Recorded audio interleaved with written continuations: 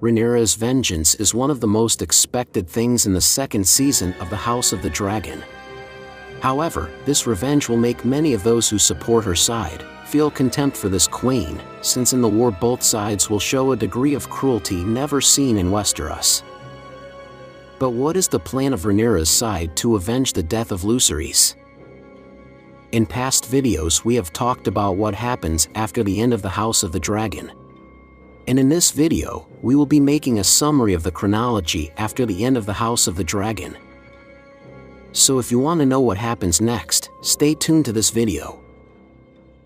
Welcome to the Three-Eyed Raven.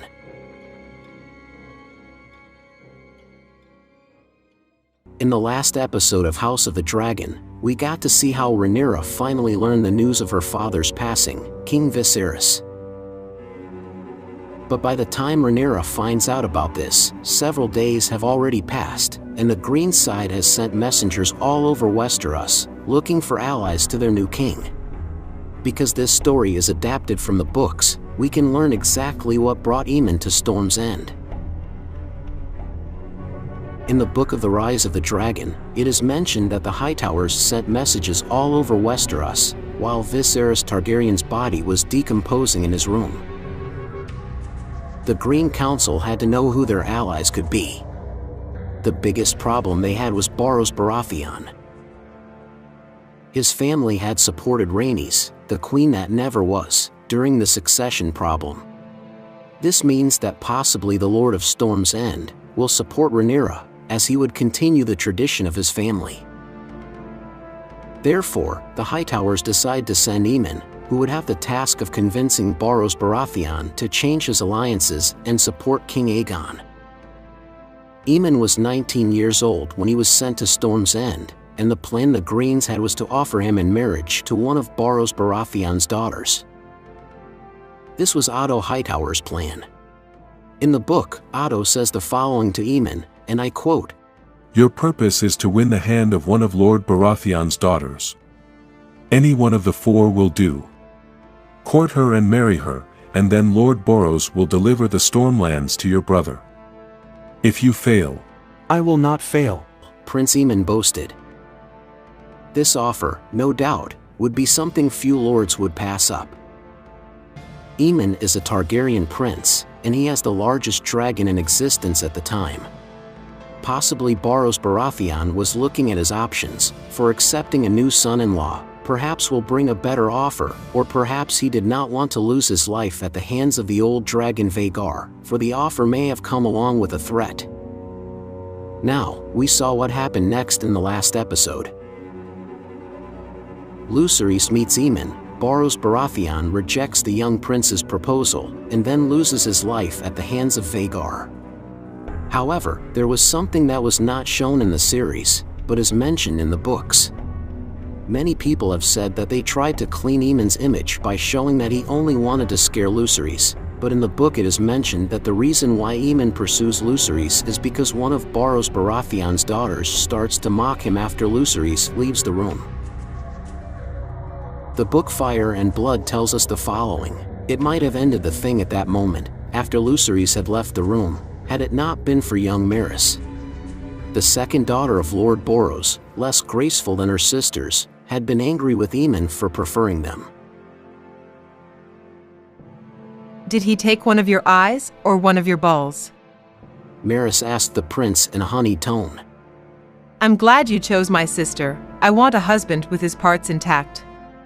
Aemon Targaryen's face contracted into a rictus of anger, and he turned again to ask Lord Borros for permission to depart, to which he shrugged his shoulders and replied, "It is not for me to tell you what to do, if you are not under my roof."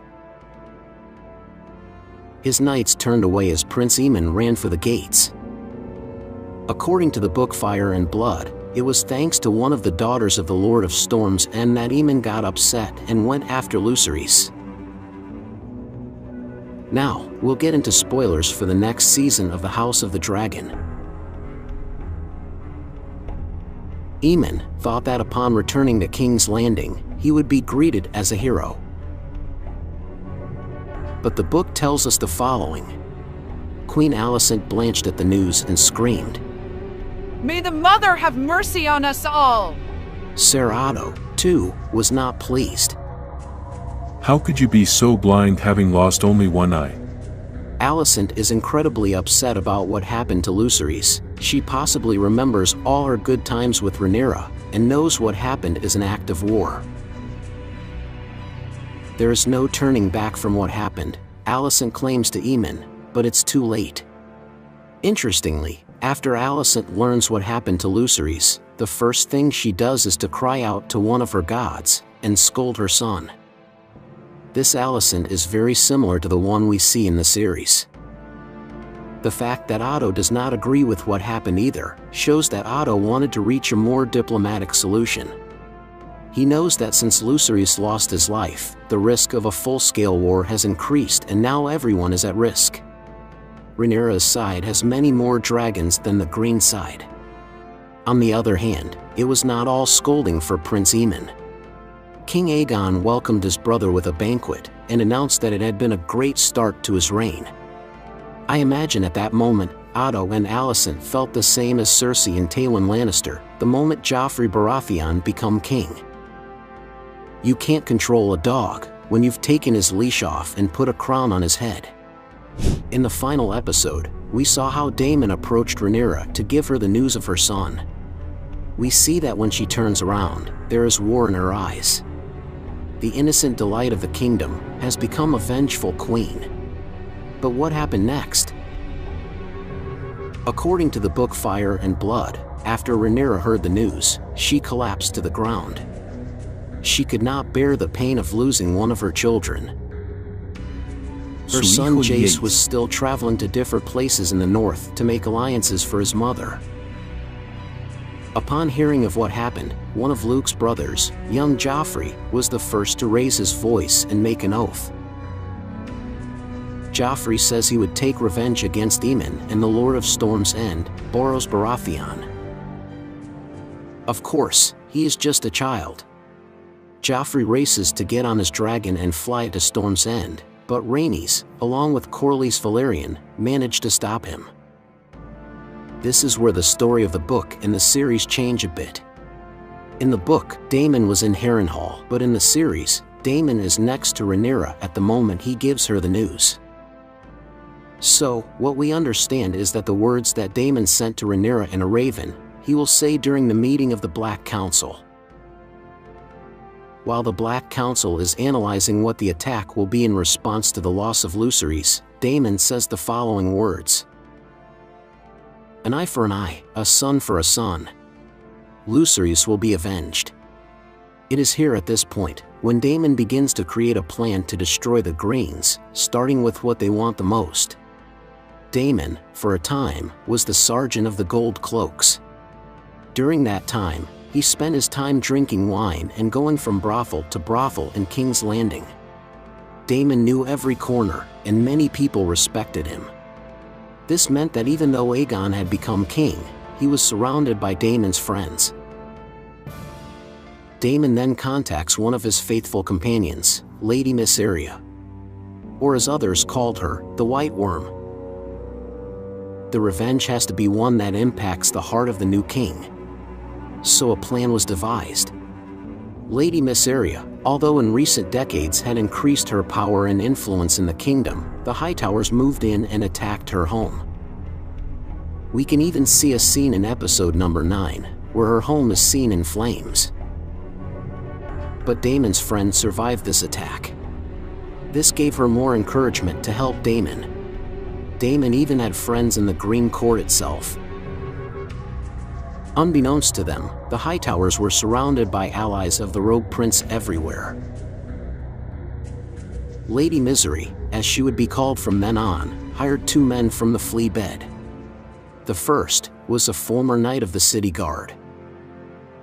A cruel man who was expelled from this group for ending the life of a woman while drunk. A man who no longer has anything to lose and who has been accused of the worst, would be willing to do anything for money. The second man was a simple rat catcher from the Red Keep.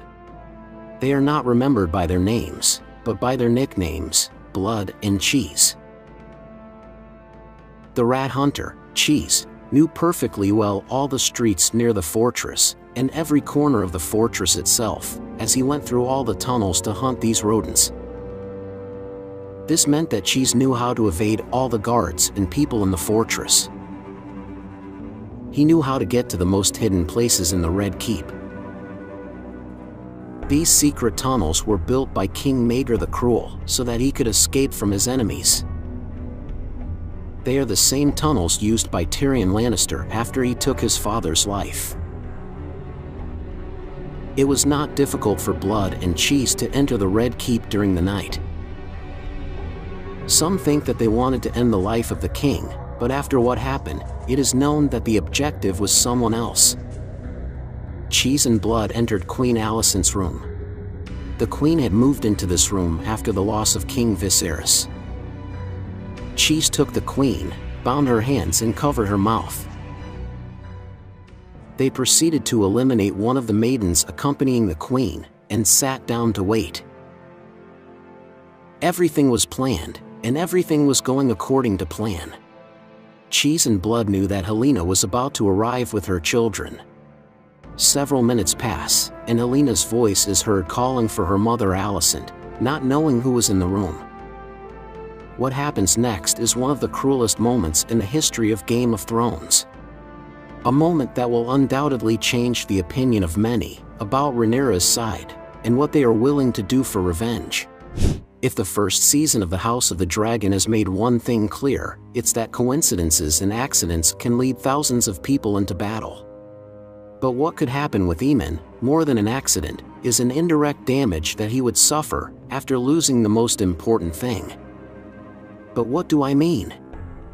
For a long time, we have heard how Aemon is one of the most cruel and ruthless warriors of the Greens, at least that's how it is shown in the books. But in the series, he appears to be calmer and to have much more honor and respect. This is about to change. To understand what exactly could happen to Aemon, we must transport ourselves to several scenes when he was just a child.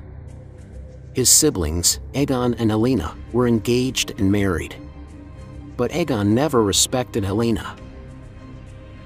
He spent his days in different brothels, or even worse, drunk and with other women, while the now queen spent her days in her room.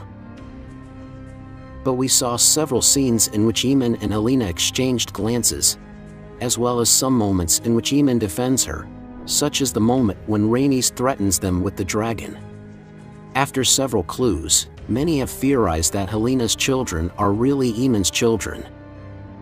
It is here that revenge could cause direct harm to the young man, without even intending it. In our previous video, we talked about how Daemon set in motion a plan to take revenge on the Hightowers. If you want to know in detail how this plan was carried out, I will leave the link in the description.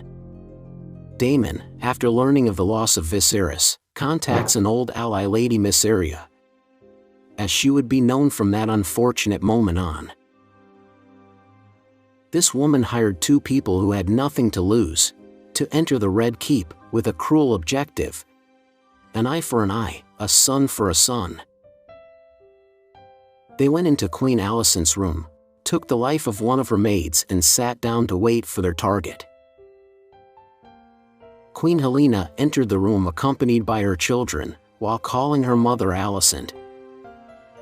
But Alicent was tied up and could not notice that two men were waiting for her. Helaena was accompanied by her three children, Jaehaerys, Rhaenyra, and the youngest Maelor. Helaena was carrying the youngest in her arms, when suddenly she heard a noise. The man known as Blood attacked the royal guard, and Cheese took the baby Maelor from her hands. Alicent and Helaena were confused. They did not know what was happening and began to ask the men who they were. "Debt collectors," they replied. "An eye for an eye, a son for a son."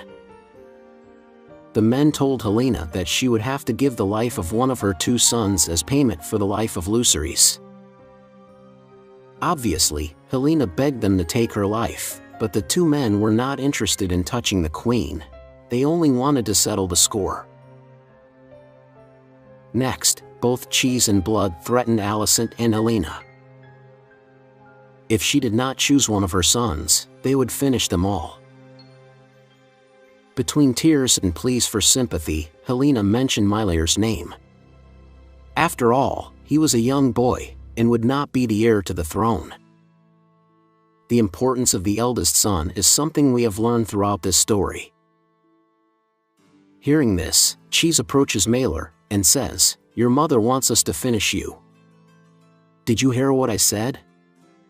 Then, Blood begins to laugh, grabs the eldest son Jaehaerys, unsheathes his sword, and ends his life. Then the two men escaped from the room. Helena lost her mind in that instant. She never regained her sanity. This is what is said in the books, but as we mentioned at the beginning of this video, in the House of the Dragon, coincidences and accidents are the order of the day.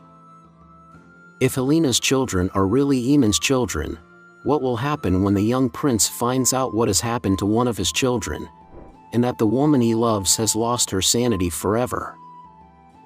We even don't have to get to the point if they are really his children or not. The mere fact that they attack his nephews during the night, and that Alicent and Helena were witnesses, would be enough to want to take Vhagar and fly to Dragonstone to burn everything down.